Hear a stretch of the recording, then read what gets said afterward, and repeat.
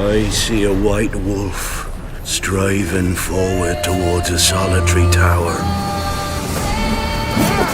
Never chose to be a witcher.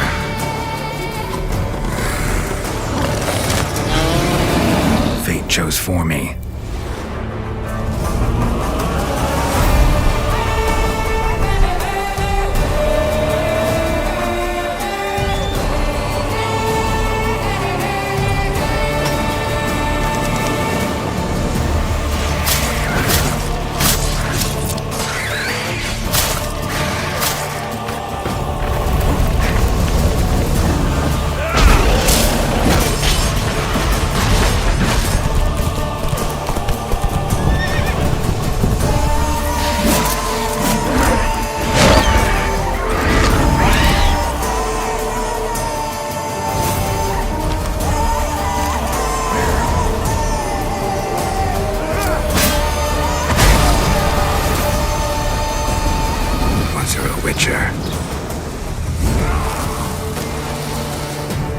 You can't just step off the path. You're one for life. And there's never an ending that's not also a new beginning. Sleep touches us all. Be not afraid.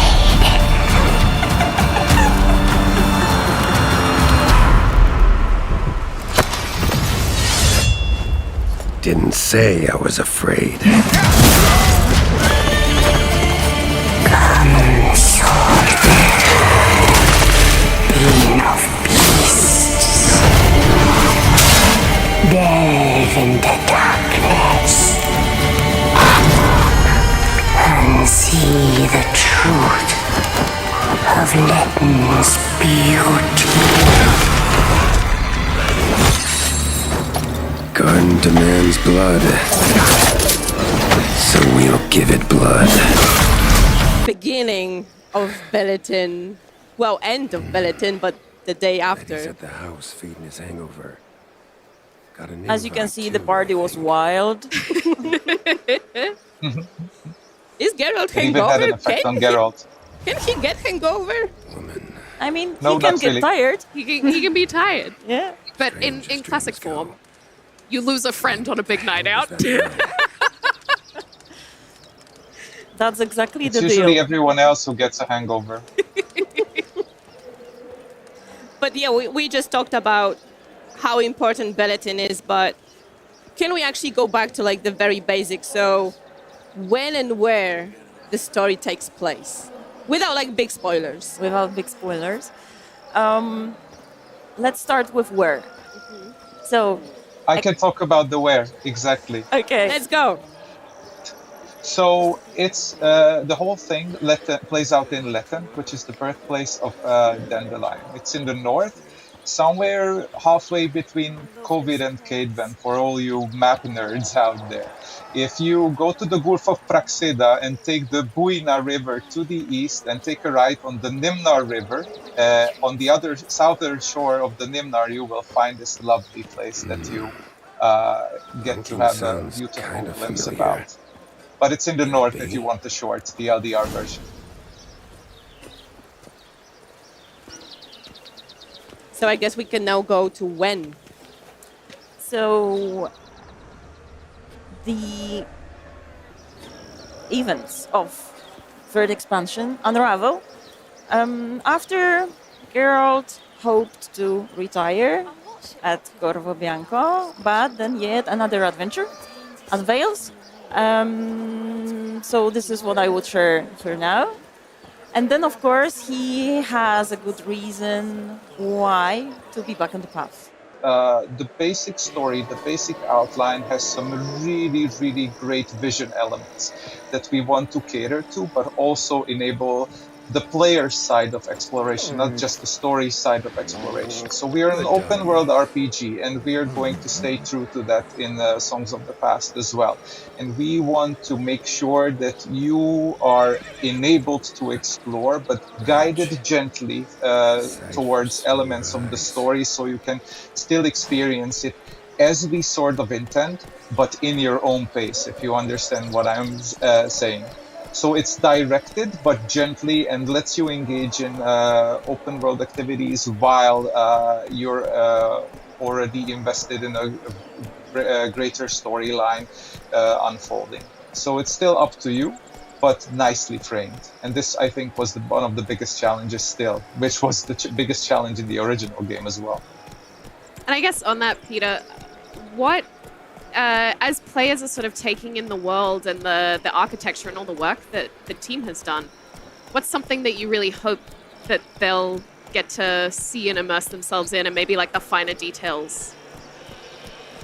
Well, there's going to be a lot of beautiful stuff and a lot of characteristics that you can experience, and they are going to be obvious. But I would like the players to pay attention to the second layer of this whole world, which is the level design intention. I'm speaking towards my department, of course, because there's a lot of goodwill and greatly skilled intention behind every single pebble, every single asset placed to basically enable what we mentioned earlier, this kind of gentle guidance to make sure that you see everything that we intended you to see, but still let you roam free in the most convenient and accessible manner. So whenever you're on any path, you're enjoying any interior castle, dungeon, anything that you engage with, if you have a moment to appreciate all the good intent, the framing, the composition, the colors, the lighting, do yourself a favor and pay attention to that, because there's a lot of professional skill and effort that went into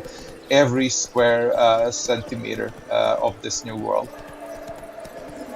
Yeah, I think while we traverse through Letten, could you tell us more about the inspiration? Because I already see in comments that it looks like Italy, it looks different than what we're used to. So maybe a few words about creation of Letten. Right, so we still wanted to keep this character of Letten that is very close to our fond childhood memories of holidays spent at grandma and grandpa in the countryside. So when exploring Letten, when entering Letten, you should feel that from the get-go, right?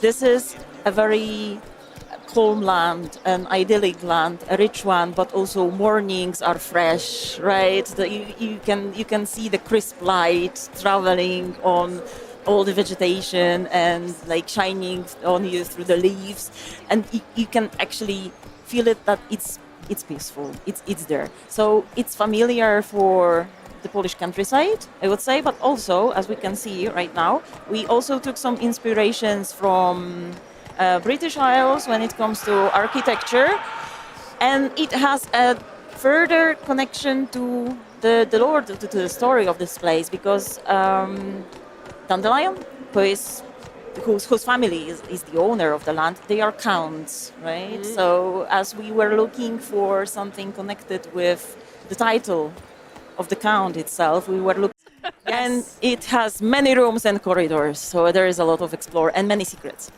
Okay, so far we showed you a little bit of the sunny Letten, but it also has woods. Oh yes, dark woods. Lots of it, yes. Lots of dark woods. Can we maybe talk about how you guys approach designing this contrast between super sunny village and then dark forest with like fog and all that mystery around? Yeah, this was an exceptionally tricky thing to pull off, and I bet it's the trickiest part of every game that tries to illustrate values through contrast, is how to blend like one extreme into the other extreme.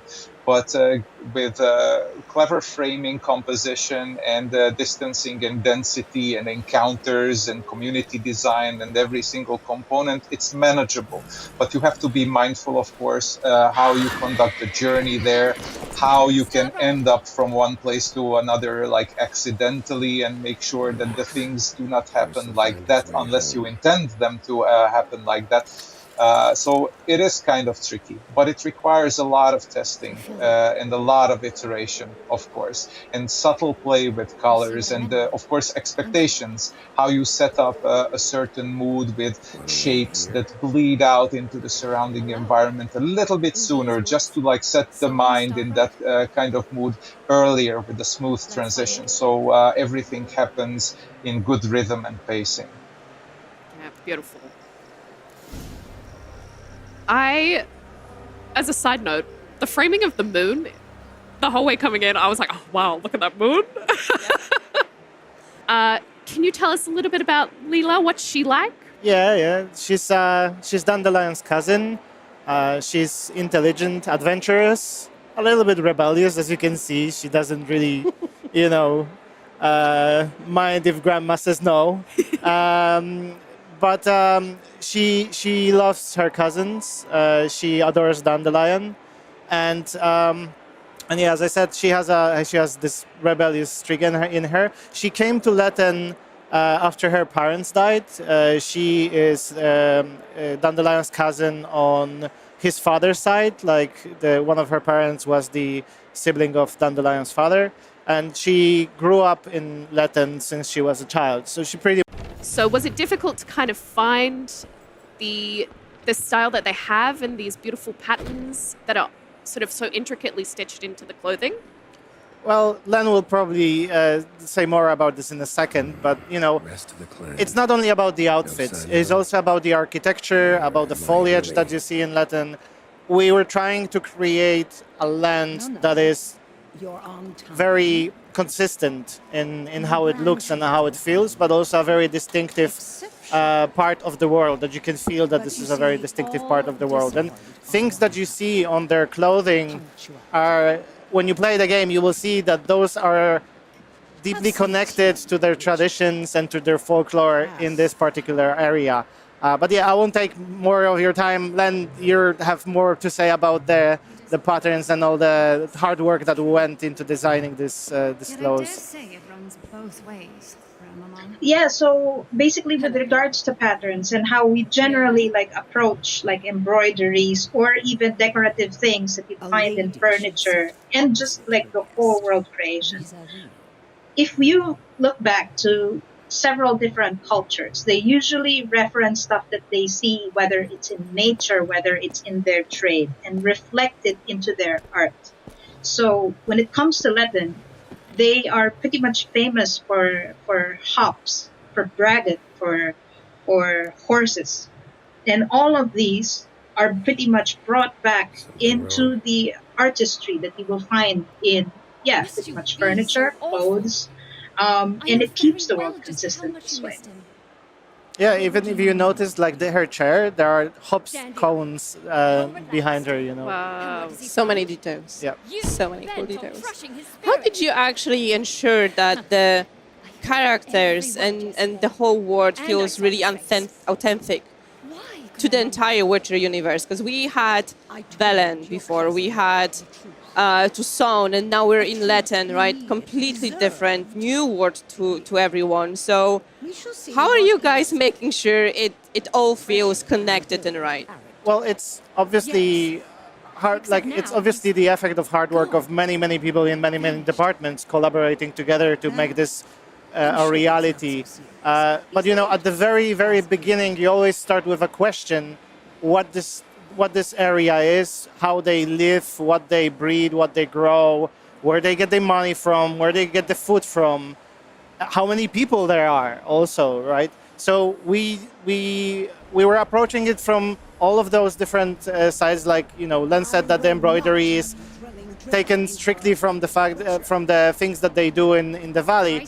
But when we were designing this at the very beginning, we asked ourselves the questions: okay, so how many people actually live in this valley? In this valley. So how many villages we have? How many villagers in the village?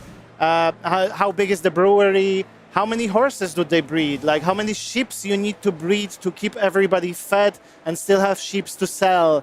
And from those very mundane, everyday questions came the picture that you see on the screen, because the devil is in the details, right? And if you put your mind and eye to such detail and your attention to it, the longer you work on it, the more details appear in your art and in your quests, in your dialogues, and in the characters themselves. So yeah. Yeah, absolutely. It's quite amazing. It's like economics being thought into this Yes. world to output art. Yeah. I mean, this is the MO that CD Projekt always had when working on Witcher games. This is what we do in Full Theory as well. Yep. If you want to create something authentic, you need to start thinking about it as an authentic world, and only then you will realize that if you put enough effort into it, this will result in great stuff. Yeah. Yeah, amazing. And here we are with the new look of Dandelion. New outfit. I think he has his hair done as well. Yeah. He's looking good. Len, any thoughts on new Dandelion? Why he looks so different? Well, let's just say that, he's visiting his family, and when everybody is kind of like visiting their parents or grandparents on their holiday, you kind of have like this persona that you present to your family sometimes. And that's exactly why he's changed a little bit. Because like in the base game, he's been roaming around the world. He's been just pretty much expressing himself as Dandelion. And here, he's also coming back. He is mourning pretty much the death of his father. So, he has a lot of feelings deep inside of him. Yeah, wearing his Sunday best. Sunday best. Gotta look good. Sunday dinner. Gotta look good. Yeah. How did you come up with his new looks apart from like him coming to grandma for dinner, right? And being in that morning stage. Was it difficult to find like his new look, or was it just as easy as the character goes? It's actually not that difficult because Dandelion himself has a very specific character as he is represented in the base game. And a lot of it is basically influenced by the Tudor era. So we still wanted to keep that, bring that in, and pretty much bring that into Letten as well, because that is his identity, that's his roots. So we wanted to echo that not only in his outfit, but also in the world. So it was not that hard. It was just toning down a bit of the pinks.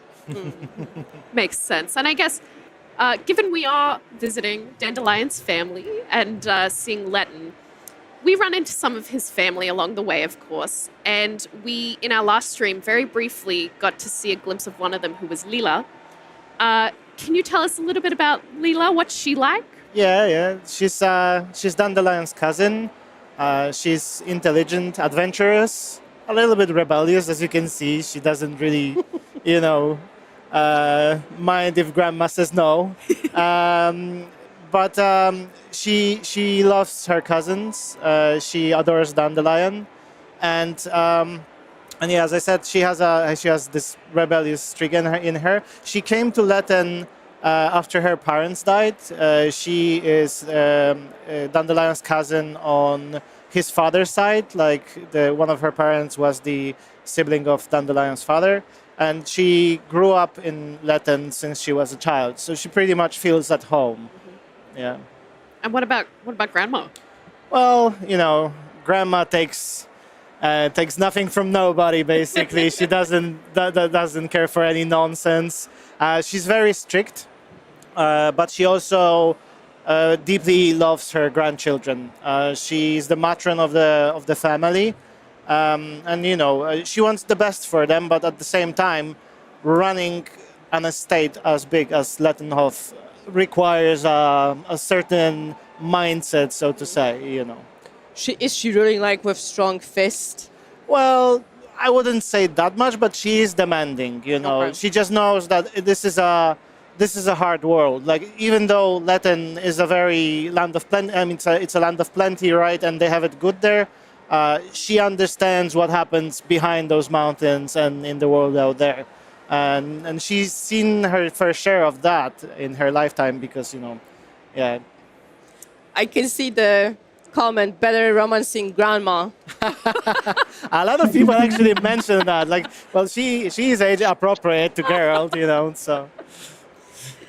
I suppose Who knows? we also have other family members as well that we get to talk about today. We have Gustav. Yes. So, can we talk a little bit about Gustav? Yeah, Gustav is Dandelion's brother. Since his early childhood, he was groomed to be the heir of Lettenhofe and was learning how to run that estate as the heir. So, he also has this no-nonsense attitude. Like, he deeply cares for his brother, but he doesn't really have a mind or time for to participate in Dandelion's shenanigans, So he's very focused on task. He's very responsible. He takes everything very seriously. But he has a good heart. Like, I think this is something that you can feel from every single part of Dandelion's family, that even though each and every one of them is different, they were brought up in a place which was flowing with love, basically, right? So, yes, they are strict with each other in certain moments, but this is a very well-connected family, so to say. Yeah. And I guess... Yeah, you could pretty much consider Gustav as the good son. Like, he's the guy who is trying to do everything right, just to please his family. Whereas Dandelion is the free-spirited one. I mean, you could probably even associate it to this movie called Legends of the Fall. You have Alfred versus Tristan. That's basically what they are. Yeah, so I guess he's a bit more of a by-the-books kind of guy. Yeah. By comparison to Dandelion, for sure.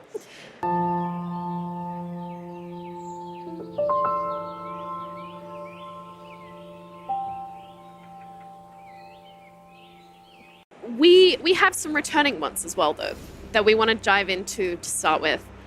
One of them is Thornbloom. Yes. So, as you can see, while we have some gameplay going, we're going to have a run-in.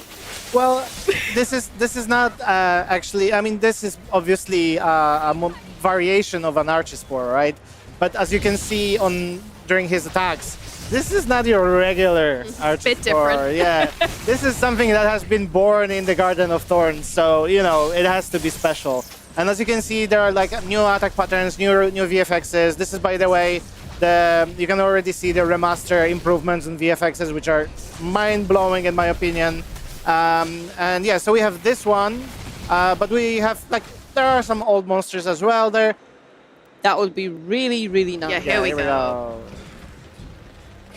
Because I've seen some comments that it's a reskin of Letten, which is absolutely not. No, it's a whole new rig, whole new skeleton, new attacks. Everything is new, basically. So I can go on and go and deeper and deeper, but let's go back to the monsters. Yes. But I mean, I could actually add a little bit to that. Do. Yeah, basically, our reference for this one was based on wasp nests. So that's pretty much how we constructed the identity of this monster. We couldn't go completely on bees. Bees are very cute. They're very cuddly. Yes. They're very lovable. So we needed something slightly scarier. So we went for wasps and hornets and all of this stuff. One of the biggest gameplay additions that we're seeing is Geralt's chain. Where did the idea of adding Geralt's chain, that some may remember back from Witcher 1 days, back into the game? Well, as you mentioned, it was already showcased in Witcher 1 trailer ages ago, and it's something that has been popping up since that moment. Like, there were various attempts on realizing the chain and Geralt having been able to fight with it. But, when the Songs of the Past started development, it just felt like a natural addition that finally we have the moment and capabilities to add it. Few things have to happen, like stars had to align, and Ubisoft help was needed as well for preparing the remaster, because there wasn't an option to add the chain before without doing this little tweaks and fixes for the combat itself, because otherwise it would be just too clunky, frustrating, and not really any help. Whereas now, after the changes that Moritz will in a second probably deep dive into, it's a very cool crowd control weapon. All right. And I guess on this, so how does the chain sort of change the flow of combat compared to the use of swords and signs, which we're more used to? Well, it's a weapon that you equip in the same slot as the crossbow, basically, and it kind of reuses some of the mechanics. So as you've seen on the clip out there, you can aim at an enemy. There are some weak spots that appear. We're going to talk about it in a second. But basically, the aiming is similar to the crossbow. Time slows down. You can decide which weak spot you want to target, and then after you release the chain, you bring the enemy to you. And if you tap attack in the right time window, you're gonna execute a finisher, like we've seen over here. Wow. With the So cool. with the beheading. That's my favorite one. But that's not all. Chain is also a very fast weapon, a really good tool for crowd controlling. So if you have like a group of enemies, a swarm of swarmians swarming you, you can basically use the chain to break up the group, bring one out up to you, land a few hits, dodge back, use another chain on another one, and keep it rolling, basically. It's a very fluid and cool weapon. I love it. So chain is essentially a ranged weapon, like you mentioned. It's taking the crossbow spot. So I cannot have both chain and crossbow, correct? Yes, you cannot have them equipped at the same time. So I think I'm gonna go with chain, not crossbow, because I always had issues with crossbow. With the aim, I'm